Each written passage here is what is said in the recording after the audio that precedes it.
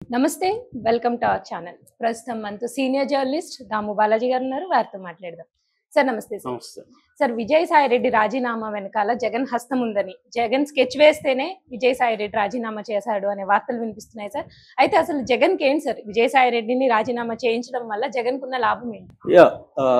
నిన్న మొన్న అంతా కూడా విజయసాయిరెడ్డి రాజీనామా చర్చ మాత్రమే ఆంధ్రప్రదేశ్ అండ్ తెలంగాణలో జరిగింది. అవును సార్. సో ఎందుకంటే ఎవరు ఊహించలేదు, ఏ రకమైన లీకింగ్ అనేది రాలేదు. ముందుగా మామూలుగా అయితే తెలుగుదేశం మీడియా చాలా యాక్టివ్గా ఉంటుంది ఇట్లాంటి విషయాల్లో. వాళ్ళు పసిగడతారు, ముందుగానే లీక్ చేస్తారు. కానీ అసలు విజయసాయిరెడ్డి రాజీనామా చేస్తాడని కానీ లేకపోతే వైసీపీని వదిలిపెడతాడని కానీ ఎవరు కూడా ఊహించలేదు, చెప్పలేదు కూడా. అంటే చాలా సైలెంట్గా జరిగిపోయింది. మామూలుగా విజయసాయిరెడ్డి లాంటి ఒక ఇంపార్టెంట్, ఆయన ఒక రకంగా ఎడం భుజం అని చెప్పొచ్చు జగన్కి. ఎందుకంటే కుడి భుజం సజ్జల రామకృష్ణారావు అయితే ఎడం భుజం ఈయన. ఒకప్పుడు ఈయనే నెంబర్ 2గా కూడా ఉన్న సందర్భాలు ఉన్నాయి. ఎందుకంటే జగన్ ఫ్యామిలీ వైఎస్ రాజారెడ్డి దగ్గర నుంచి దాదాపు 40 ఏళ్ల పాటు జగన్ వైఎస్ ఫ్యామిలీతో విజయసాయిరెడ్డి అసోసియేట్ అయి ఉన్నాడు. బేసిక్గా ఆయన చార్టర్డ్ అకౌంటెంట్. వాళ్ళ కంపెనీస్ అన్నిటికి కూడా ఆయనే చార్టర్డ్ అకౌంటెంట్. భారతి కానీ అటు అంటే రాజారెడ్డి దగ్గర నుంచి వైఎస్ రాజశేఖర రెడ్డి, జగన్ అందరికి కూడా ఆయనే అనమాట. అట్లాగే ఆయన నమ్మకంగా ఉంటున్నాడు కాబట్టి ఇలాంటి ఒక నమ్మకస్తుడు మనకు ఉంటే బాగుంటుందని జగన్ ఏం చేశాడంటే ఆయన్ని రాజకీయాలకు తీసుకొచ్చి రాజ్యసభ సభ్యుడిని చేశారు. 2 సార్లు ఆయన రాజ్యసభ సభ్యుడు. ఆయన మేజర్గా ఏముందంటే ఆయనకి ఇంగ్లీషు, హిందీ లాంగ్వేజెస్ బాగొచ్చు, కమ్యూనికేట్ బాగా చేయగలడు, హైలీ నాలెడ్జబుల్. అలాంటి వ్యక్తి ఢిల్లీలో ఉంటే, ఢిల్లీలో ఏంటంటే రీజనల్ పార్టీస్కి ఢిల్లీలో స్ట్రాంగ్ లైజనింగ్ చేసేవాళ్ళు ఉండాలి. ఇప్పుడు అక్కడ ఎందుకంటే సుప్రీంకోర్టు ఉంటుంది, సెంట్రల్ గవర్నమెంట్ ఆఫీసర్స్ అన్నీ ఉంటాయి. సో అనేక పనులు ఢిల్లీలో ఉంటాయి కాబట్టి అక్కడ మామూలుగా అఫీషియల్గా కూడా లైజనింగ్ సెంటర్స్ పెడతారు. అవి కాకుండా పార్టీలకి అధికారంలో ఉన్నా లేకపోయినా పొలిటికల్ పార్టీలకి ఢిల్లీలో గట్టిగా అక్కడ సంబంధాలని ఎస్టాబ్లిష్ చేసుకొని తగినట్టుగా మనకి అవసరాలకు తగినట్టుగా డీల్ చేసేవాళ్ళు కావాలి. అది ప్రతి పొలిటికల్ పార్టీ కూడా చేసుకుంటారు. ఈ విషయంలో చంద్రబాబు చాలా స్ట్రాంగ్గా ఉంటాడు. చంద్రబాబు ఢిల్లీలో చాలా స్ట్రాంగ్ రిలేషన్షిప్స్ ఉంటాయి. ఆయన అదే కాకుండా అపోజిషన్ పార్టీల్లో కూడా తన మనుషుల్ని ప్లాన్ చేసే వ్యూహం చంద్రబాబుకు ఉంటుంది. ఆయనకి అన్ని వ్యవస్థల్లోనూ తన మనుషులు ఉంటారు. ఇతర రాజకీయ పార్టీల్లో కూడా చంద్రబాబుకి తన మనుషులు పెడతాడు. అంటే ఒక లాంగ్ టర్మ్ వ్యూహంలో భాగంగా రేపొద్దున ఏ పార్టీ అధికారంలో ఉన్నా తన మనుషులు అక్కడ ఉండడం వల్ల వాళ్ళు మేనేజ్ లాబింగ్ చేయగలరు. సో అది ఇంపార్టెంట్ కూడా. చంద్రబాబు చేసిన దాంట్లో ఏమాత్రం ఇది లేదు. ఎవరైనా చేయాలి, చేయకపోతే సర్వైవల్ అనేది కష్టమైపోతుంది. అందులో ఇవాళ వెరీ కాంపిటేటివ్ వ్యవహారం ఉంది. దాని ఏమంటారు, ఫ్లూయిడ్ స్టేట్ అంటారు. అంటే ఏదో మనం గెలిచేసాము హాయిగా మనం పరిపాలన చేసుకుందంటూ కుదరదు.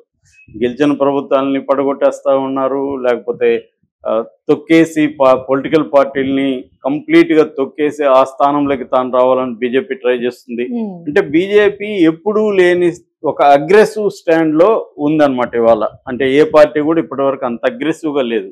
బీజేపీ అగ్రెసివ్గా ఉంది. ఈ అగ్రెసివ్ పాలిటిక్స్ని తట్టుకోవడం అనేది ఇవాళ వెరీ డిఫికల్ట్. అందుకనే ఢిల్లీ స్థాయిలో కూడా ఒక నమ్మకస్తులు ఉండాలి, టాలెంటెడ్ ఉండాలి. ఈ 2 క్వాలిటీస్ ఉండాలన్నమాట. సో ఆ 2 ఈయనకు ఉన్నాయని చెప్పి జగన్ ఆయన్ని 2 సార్లు రాజ్యసభ సభ్యుడికి చేశాడు. పార్లమెంటరీ పార్టీకి ఆయన్ని అక్కడ ఇన్ఛార్జిగా పెట్టారు.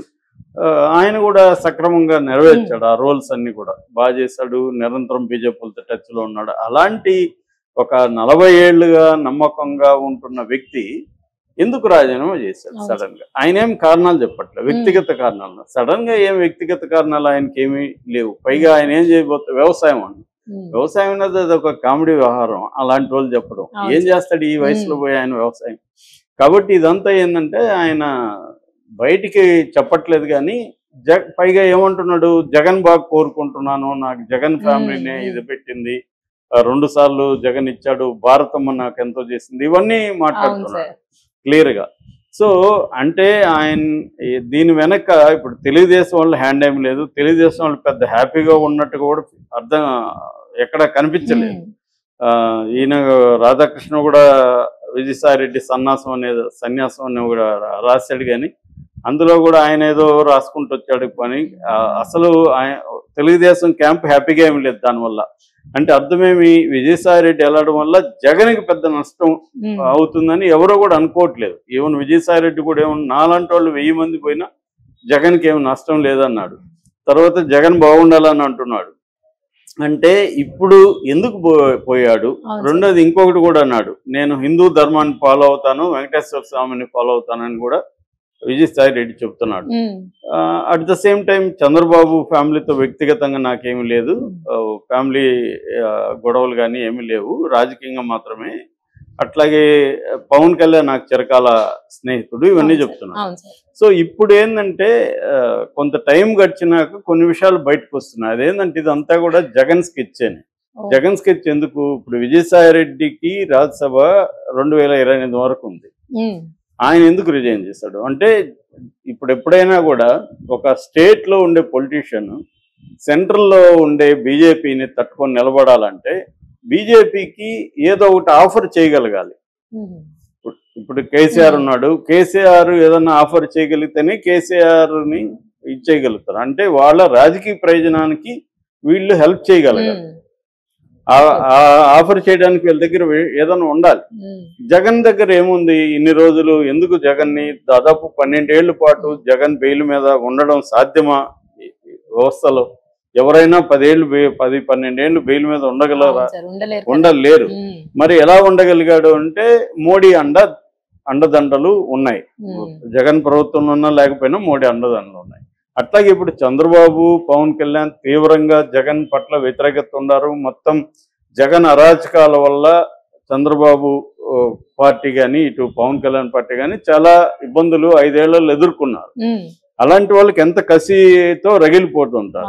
సో అలాంటి కసి ఉన్నా కూడా ఇప్పటి వరకు జగన్ని టచ్ చేయట్లేదు. ఎక్కడ ఏదో సోషల్ మీడియా వాళ్ళని వీళ్ళని చేస్తున్నారు, జగన్ని టచ్ చేయట్లేదు. జగన్ చుట్టూ ఉన్న కోటరీ అంటే ఇప్పటి వరకు విజయసాయి రెడ్డిని అరెస్ట్ చేయలేదు, సజ్జల రామకృష్ణారెడ్డి చేయలేదు, రోజా జోలికి వెళ్ళలేదు, కొడాలి నాని జోలికి వెళ్ళలేదు, వల్లభనేని వంశీ జోలికి వెళ్ళలేదు. ఇవన్నీ ఎందుకు చేయట్లేదు అంటే మోడీ అండదండలు ఇప్పటికి కూడా జగన్కు ఉన్నాయి. జగన్ ఈ 8 నెలల్లో జగన్ వ్యవహారం చూస్తే కూడా ఫస్ట్ లో ఏమో ఢిల్లీకి పోయి హడావిడి చేశాడు ఇండియన్ కూటమి వాళ్ళు. అప్పుడు ఏమనుకున్నారు, ఇండియన్ కూటమి వైపు వెళ్తున్నారు, కానీ వెళ్ళలే. నేను కూడా అప్పుడు కూడా నేను చెప్పిన, ఇది హడావిడి ఎందుకు చేస్తా అంటే టు ప్రెజరైజ్ బీజేపీ, మీరు కానీ నన్ను పట్టించుకోకపోతే నాకు ఆల్టర్నేటివ్ లేదు, నేను అటు పోవాల్సి వస్తుంది అని ఒక ప్రెజర్ చేయడానికి తప్ప జగన్ కి ఇంటెన్షన్ ఏమీ లేదు. ఎందుకంటే బిల్లులకు అడగకపోయినా జగన్ నుంచి మద్దతు వస్తుంది. సో ఇప్పుడు ఏంటంటే జగన్ దగ్గర ఏముంది ఆఫర్ చేయడానికంటే రాజ్యసభ సభ్యులు ఉన్నారు. 11 మంది ఉండేవాళ్ళు, వాళ్ళు కొంతమంది పోయారు. ఇప్పుడు మిగిలిన వాళ్ళని బీజేపీకి అప్పగించడానికి జగన్ ఒక ఆఫర్ ఇస్తున్నాడు. ఒకటి. రెండోది, గత ఎన్నికలప్పుడు జగన్ ఫండింగ్ అనేది చాలా రాష్ట్రాలకి బీజేపీకి చేశాడనేది కూడా ఇది ఉంది. నిజానికి ఫండింగ్ బీజేపీకి పెద్దగా అవసరం లేదు. వాళ్ళకి దేశంలో అతిపెద్ద కంపెనీలుగా ఉంటున్న రిలయన్స్, అదానీలే వాళ్ళ కంట్రోల్లో ఉంటారు. 1000 కోట్లు వాళ్ళు ఇవ్వగలరు బీజేపీకి. జగన్ ఇవ్వాల్సిన అవసరం లేదు. కానీ జగన్ ఆఫర్ చేసేటప్పుడు నేను ఉంది అంటే తీసుకోవడానికి వాళ్ళకేం ఇబ్బంది, అదే డబ్బు ఎవరికి చేదన్నట్టుగా. సో అందువల్ల అదొకటి. రెండవది, బీజేపీకి జగన్ని కానీ వీకెన్ చేసేస్తే కంప్లీట్ గా చంద్రబాబు బలపడతాడు. చంద్రబాబు బలపడడం బీజేపీకి ఇష్టం లేదు. బీజేపీ ఏం ప్లాన్ వేస్తుందంటే, మామూలుగా ఆంధ్రప్రదేశ్లోనే రాజకీయాలు అంటే కులం లేకుండా రాజకీయాలు ఉండవు. ఎందుకంటే తెలుగుదేశం అంటే కమ్మ, జగన్ గాని వైఎస్ అంటే రెడ్డి, పవన్ కళ్యాణ్ అంటే కాపు. ఇది కదా, ఇది అందరికి తెలిసిందే, దీంట్లో ఏమి దాపరికం లేదు. ఇవి ఉంటూ మిగతా కులాలని ఆర్గనైజ్ చేసుకోవడం, సోషల్ ఇంజనీరింగ్ చేయడంలోనే సక్సెస్ ఉంటుంది. సో బీజేపీ ఏం ప్లాన్ చేస్తుందంటే, కమ్మ కాపు కాంబినేషన్ ని మనం కబ్జా చేయాలి. చంద్రబాబు సక్సెస్ కావడానికి కమ్మ కాపు కాంబినేషనే. పవన్ కళ్యాణ్ అనే వ్యక్తి లేకపోతే కాపు పాపులేషన్ చంద్రబాబు సపోర్ట్ చేయకపోతే చంద్రబాబు ఈ స్థాయిలో వచ్చేవాడు కాదు. నిన్న కూడా ఒక హోర్డింగ్ పెట్టారు అక్కడ కడప దగ్గర, ఎక్కడ పవన్ కళ్యాణ్ అభిమానులు, మనం కానీ లేకపోతే జగన్కి 11 కాదు 110 వచ్చేవి, చంద్రబాబు ఓడిపోయేవాడు, ఇప్పుడేమో నిన్ను అవమానిస్తా ఉన్నారు, నీకు వ్యతిరేకంగా మాట్లాడుతున్నారు అన్న, నువ్వు ఎప్పుడు తెలుసుకుంటావు అన్నట్టుగా వాళ్ళు ఓటింగ్ పెట్టారు జనసేన వాళ్ళు. అది వాస్తవం కూడా. అందువల్ల పవన్ కళ్యాణ్ని కాపు కమ్మని కలపడం ద్వారానే చంద్రబాబు అధికారంలోకి వచ్చాడు. కాబట్టి ఈ కాపు కమ్మ కాంబినేషన్ ని మనం తీసుకుందాం అనేది ఇప్పుడు BJP plan. So BJP plan ఏంటంటే, జగన్ ఎలాగో మన కంట్రోల్లో ఉన్నాడు, చంద్రబాబును మనం డిపెండబుల్ కాదు, రెండోది చంద్రబాబుని తొక్కేసి ఎన్టీఆర్ అభిమానులు కమ్మ అంటే కమ్మలోనే ఒక ఎన్టీఆర్ సెక్షన్ ఉంటుంది, వాళ్ళు చంద్రబాబును వ్యతిరేకించే వాళ్ళు చాలా మంది ఉన్నారు. సో అలాంటి టీములను తీసుకొని కాపు ఎట్లాగో ఉంది కాబట్టి తీసుకుంటే బీసీలని ఆర్గనైజ్ చేసుకుంటే మనమే సొంతంగా అధికారంలోకి రావచ్చు అనేది బీజేపీకి ఉన్న స్టాండ్. దానికోసమే ఈయన దగ్గర రిజైన్ చేయించారు. ఈయన బీజేపీలన్నా చేరతాడు త్వరలో, ఎవరు విజయసాయి రెడ్డి, లేదు బీజేపీకి దగ్గరగా ఉండి పనిచేస్తాడు ఇండిపెండెంట్ గా అయినా. అది ప్లాన్ అని చెప్తున్నారు. సో ఇది ఇంకొంత క్లారిటీ రావడానికి ఇంకొంత